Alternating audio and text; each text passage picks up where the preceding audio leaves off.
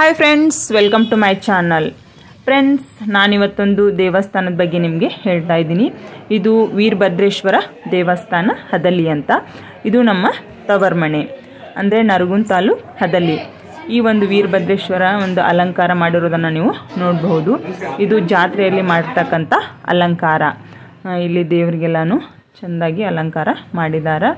ಇದು ವೀರಭದ್ರೇಶ್ವರ ದೇವಸ್ಥಾನದ ಗರ್ಭಗುಡಿ. ಈ ಕಡೆ ಪಕ್ಕದಲ್ಲಿ ಇರ್ತಕ್ಕಂಥದ್ದು ಕಾಳಮ್ಮನ ಗುಡಿ. ಕಾಳಮ್ಮನ್ನು ಅಷ್ಟೇ ಭಾಳ ಚಂದ ಅಲಂಕಾರ ಮಾಡಿದ್ರು.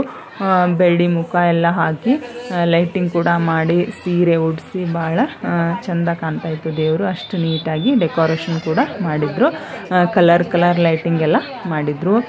ಈ ವೀರಭದ್ರೇಶ್ವರ ದೇವಸ್ಥಾನಕ್ಕೆ ಸಂಬಂಧಪಟ್ಟಂತೆ ಪ್ರತಿ ವರ್ಷ ಜಾತ್ರೆಯಲ್ಲಿ ಈ ದೇವಸ್ಥಾನದೇ ಒಡವೆಗಳನ್ನು ತಾಲೂಕು ಆಫೀಸಲ್ಲೇ ಇಟ್ಟಿರ್ತಾರೆ.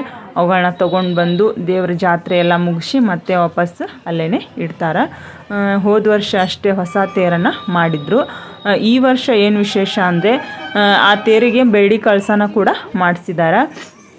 ತೇರಿಗೆಲ್ಲ ಊರಲ್ಲಿರ್ತಕ್ಕಂಥ ಗಂಡು ಮಕ್ಕಳು ಇರ್ತಕ್ಕಂಥವ್ರು ಪ್ರತಿಯೊಬ್ಬರು ಕೂಡ ಮನೆಗೆ ಇಷ್ಟಿಷ್ಟು ಅಂತ ಪಟ್ಟಿ ಹಾಕಿಬಿಟ್ಟು ಹೊಸ ತೇರನ್ನು ಮಾಡಿಸಿದ್ರು.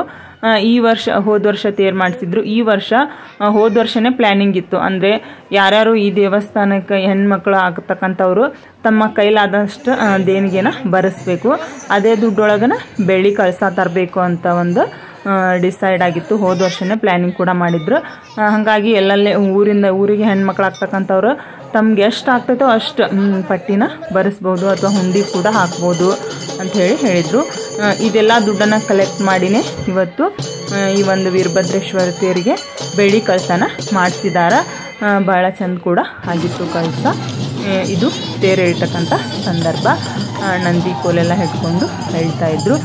ನಮ್ಮ ಗೊಡ್ಚಿಲೆ ವೀರಭದ್ರೇಶ್ವರ ಜಾತ್ರೆ ಆಗತ್ತೆ. ಇನ್ನು ಬಿಟ್ಟರೆ ನಮ್ಮೂರಲ್ಲಿ ವೀರಭದ್ರೇಶ್ವರ ಜಾತ್ರೆ ಇಷ್ಟು ಗ್ರ್ಯಾಂಡಾಗಿ ಆಗ್ತೈತಿ. ನಮ್ಮೂರಲ್ಲಿ ಇದೇ ಜಾತ್ರೆನೇ ದೊಡ್ಡ ಜಾತ್ರೆ. ಉಳಿದಿರೋ ಎಲ್ಲ ಚಿಕ್ಕದಾಗಿ ಆಗ್ತಾವೆ. ಮಧ್ಯದೊಳಗೆ ಇನ್ನೊಂದು ಏನು ವಿಶೇಷಪ್ಪ ಅಂತಂದ್ರೆ ಪುನೀತ್ ರಾಜ್ಕುಮಾರ್ ಅವ್ರ ಫೋಟೋನ ಹಿಡ್ಕೊಂಡು ಮೆರವಣಿಗೆ ಕೂಡ ಮಾಡ್ತಾಯಿದ್ರು. ಇವಾಗ ನಮ್ಮ ಪುನೀತ್ ರಾಜ್ಕುಮಾರ್ ಅವರು ದೇವರ ಸ್ಥಾನದೊಳಗೆ ಕುಂತ್ಬಿಟ್ಟಾರ ಅಂತ ಹೇಳ್ಬೋದು.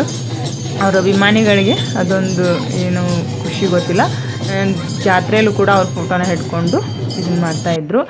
ಎಷ್ಟೋ ಸಾರಿ ಗಣಪತಿಲೂ ಕೂಡ ಅವ್ರ ಫೋಟೋನ ಹರಾಜನ ಹಾಕ್ತಾ ಇದ್ದಾರೆ ನಮ್ಮೂರಲ್ಲಿ.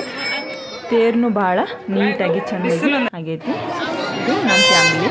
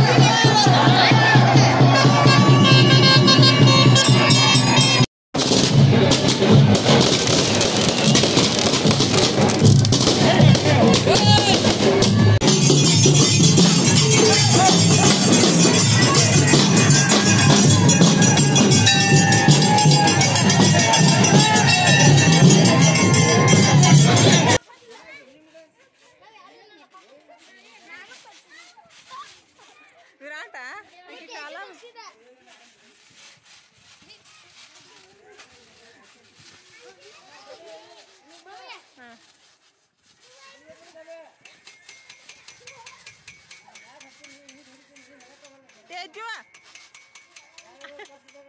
ಸಾಕ್ಷಿ ಸಾಕ್ಷಿನ ಬಸ್ರೆ ಸಾಕ್ಷಿನ ಬಸ್ರ ಈಗಿನ ಒಂದು ಲೈಫ್ ಸ್ಟೈಲ್ ಇರ್ಬೋದು, ಕೆಲಸದ ಒತ್ತಡ ಮತ್ತು ಎಜುಕೇಷನ್, ಹೀಗೆ ನಾನಾ ಕಾರಣಗಳಿಂದ ನಮ್ಗೆ ಎಷ್ಟೋ ಸಾರಿ ಜಾತ್ರೆಗಳಿಗೆ ಎಲ್ಲ ಕಡೆನೂ ಹೋಗೋದಕ್ಕೆ ಆಗೋದಿಲ್ಲ. ನಾವು ಹುಟ್ಟಿ ಬೆಳೆದಂಥ ಊರಲ್ಲಿ ಇರ್ತಕ್ಕಂಥ ಜಾತ್ರೆಗಳಿಗೆ ವರ್ಷಕ್ಕೆ ಒಂದು ಸಾರಿನಾದ್ರೂ ಹೋದರೆ ನಮ್ಮ ಒಂದು ಹಳೆಯ ಸ್ನೇಹಿತರು, ಸಂಬಂಧಿಕರು ಎಲ್ಲರೂ ಕೂಡ ಭೇಟಿ ಆಗ್ತಾರೆ. ಈ ಒಂದು ಅವಕಾಶನ ಎಲ್ಲರೂ ಕೂಡ ಮಿಸ್ ಮಾಡ್ಕೊಳ್ಬೇಡಿ ಫ್ರೆಂಡ್ಸ್. ಈ ಲಾಗ್ ನಿಮಗೆ ಇಷ್ಟವಾದರೆ ಲೈಕ್ ಮಾಡಿ, ಶೇರ್ ಮಾಡಿ, ಕಮೆಂಟ್ ಮಾಡಿ. ನಮಸ್ಕಾರ ಫ್ರೆಂಡ್ಸ್.